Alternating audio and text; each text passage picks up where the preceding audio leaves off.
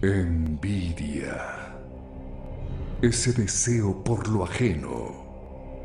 El enojo que sienten los demás por aquello que usted tiene.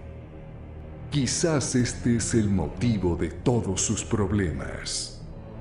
Usted lo tuvo todo: salud, amor, dinero, pero en un instante lo perdió de manera inexplicable.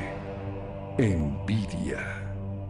Está por todos lados, acechando, en el trabajo, en el lugar donde vive. Personas que envidian su relación amorosa. Envidia.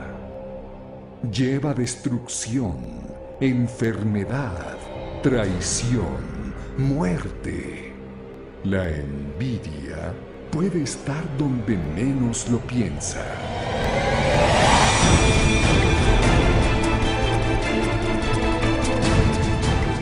Si usted desea estar protegido, este viernes reciba la oración contra la envidia.